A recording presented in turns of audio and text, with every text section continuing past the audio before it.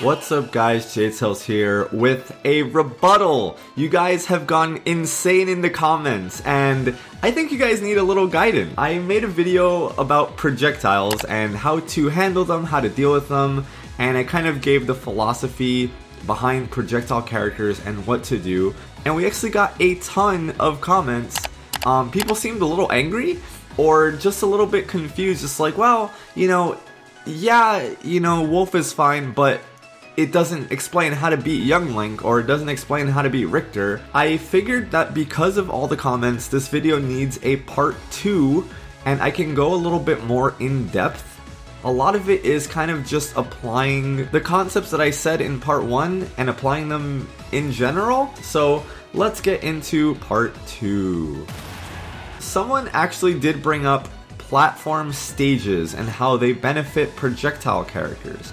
Yes, this is true. Platforms limit your movement, but it also does the same thing for your opponent, right? If you're playing Marth or a sword character, your opponent should not be able to use the platforms either, because you can cover them with your sword.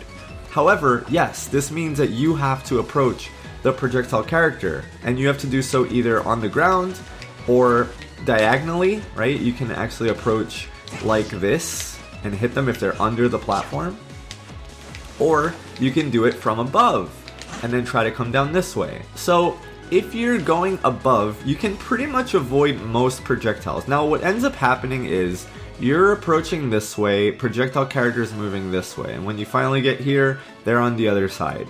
So you have to just keep, once again, if you're keeping your eyes on your opponent, it shouldn't matter, because as soon as you see them start to move this way, then you're just going to change your trajectory and intercept them, right? You're not going to just keep going in this direction while they're moving this way. I think a lot of the problems that you guys are talking about stems from just not keeping your eyes on your opponent. I really do believe that. But I'm willing to answer some of these other questions more handily. So let's take Richter for example, right? He has cross, which is a pretty annoying projectile, and it goes horizontally, right? So you can jump over cross, but he has axe.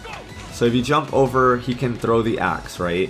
If he throws axe, you can dash in and get in his face. But what happens if there's a holy water and an axe? Then what do you do? Well, you can jump over the axe if you want, or you can kind of like find that space in between axe and holy water. Like, it just depends on the timing, right? So obviously it's not going to be as cut and dry as this situation, but honestly you shouldn't be losing anything even if you just stay back, right? If you stay back, Richter can't hit you. He throws cross and axe, I can still jump and chill up here. If he's doing it from closer and the axe will hit me, well, I can jump over cross and not get on top of him, right?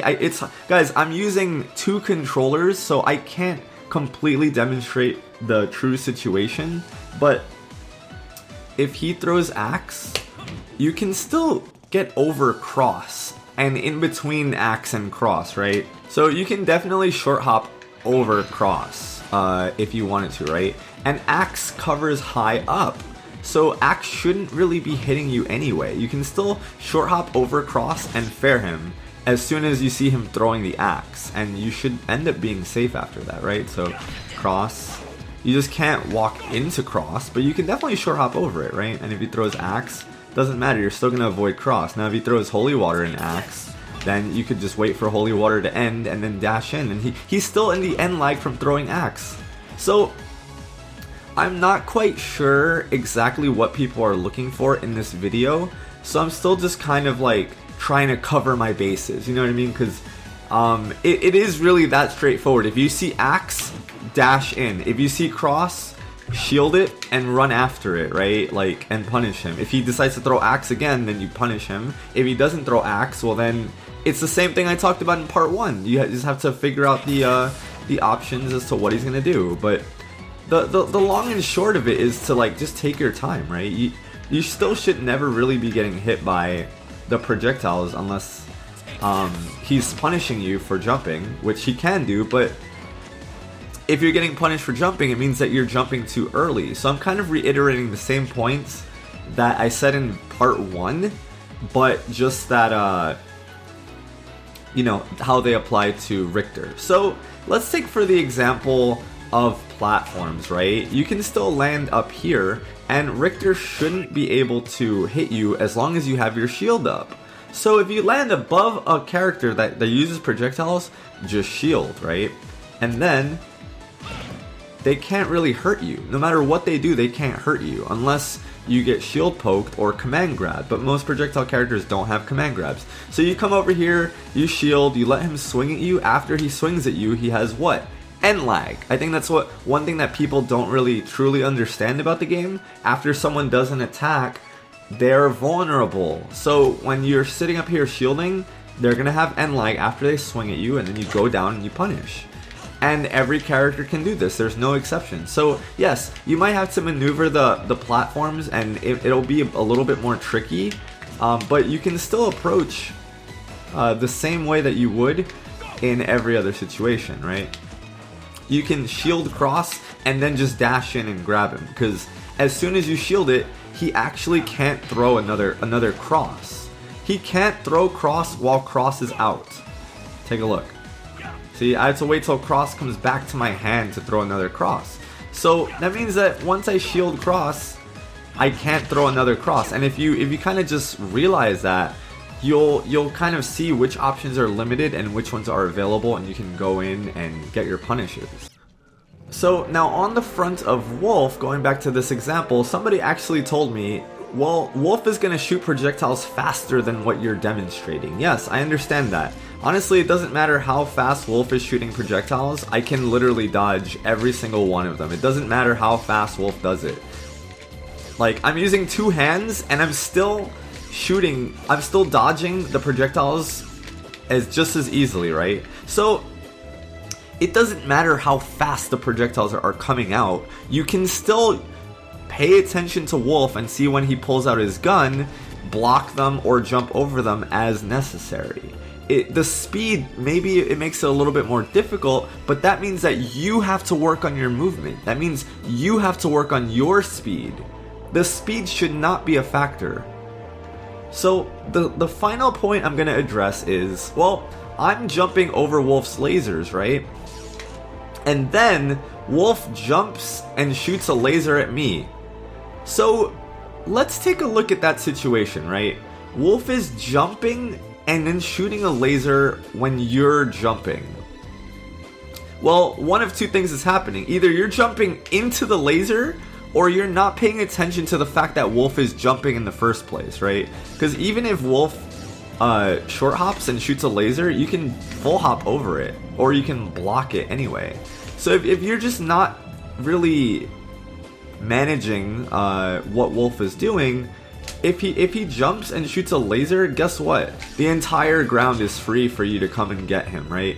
Now if he short hops and shoots a laser, you can still full hop over it. You can still block it. And it's of no penalty to you to do it, right? It actually, you can probably even just duck over it. Duck under it. So it doesn't really matter that he's jumping and shooting or short hopping and shooting. That means he's reading you. And I think that you guys are getting confused between how do I fight my opponent versus how do I fight against projectiles. Those are 2 different things. If your opponent's reading you, then you have to stop doing what you're doing and do something different.